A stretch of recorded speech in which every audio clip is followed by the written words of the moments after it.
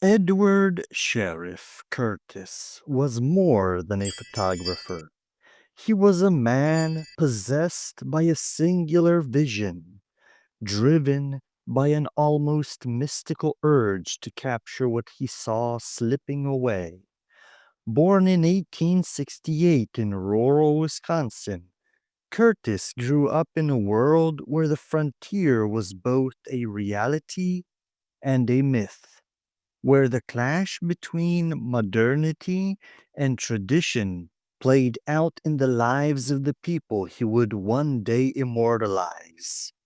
His journey into photography began humbly as an apprentice in a St. Paul studio, but destiny had other plans.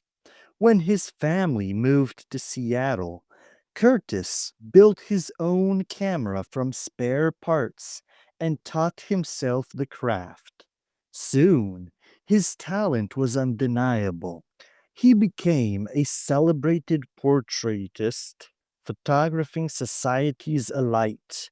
But it was a chance encounter, a photograph of Princess Angeline, the elderly daughter of Chief Seattle, that ignited his life's mission.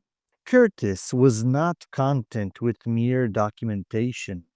He sought to preserve not just faces, but souls, the essence of indigenous cultures being erased by westward expansion, government policies, and time itself.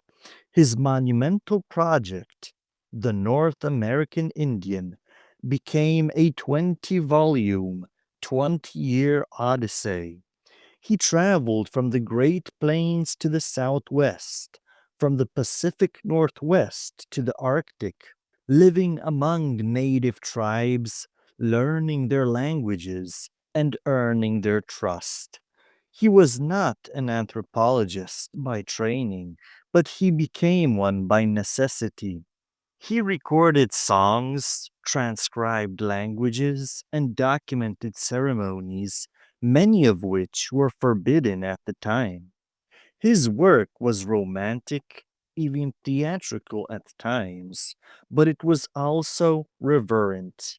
He once said, "The passing of every old man or woman means the passing of some tradition, some knowledge of sacred rites possessed by no other."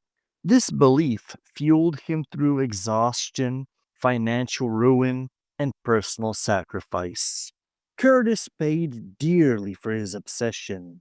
He abandoned his studio, lost his family, his wife divorced him, weary of his endless travels and mounting debts, and spent years in near poverty. Funding for the North American Indian was erratic. JP Morgan's initial support was generous but insufficient. Curtis mortgaged his future to keep the project alive, even working as a Hollywood cameraman to fund his expeditions. Yet, despite the hardships, he pressed on. His images were not just photographs, they were acts of defiance against oblivion. He knew that the world he documented was already fading, and he raced against time to save what he could. Curtis's work has been both praised and criticized.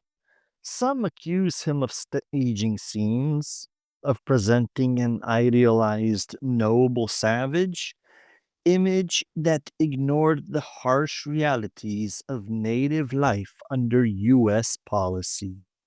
Others argue that without him, entire cultures might have vanished without a trace. The truth lies somewhere in between. Curtis was a man of his time, shaped by romanticism and a belief in the vanishing race narrative. Yet his devotion was real.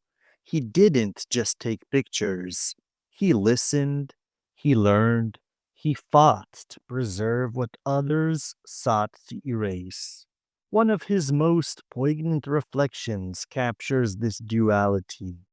While living their lives in the open, in touch with nature, they were real, real in thought and real in deed. They were philosophers and poets, even if they did not write books. Edward Curtis died in 1952, nearly forgotten. His work, once celebrated, had fallen out of favor, but like so many visionaries, he was rediscovered. Today, his photographs are recognized not just as art, but as a bridge between worlds. His legacy is complex but undeniable. He gave faces to names history tried to erase.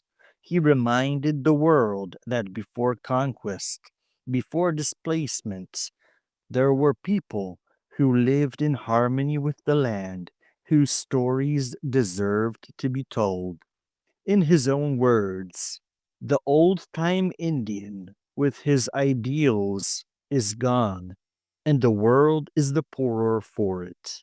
Curtis's photographs ensure that they are not entirely gone, that their shadows still linger, whispering across time. Edward Curtis was more than a photographer. He was a keeper of memory, a man who stood between light and shadow, capturing what others could not see. His life was one of passion and pain, triumph and tragedy. But through it all, he held fast to his mission. In the end, he did not just take pictures, he saved souls.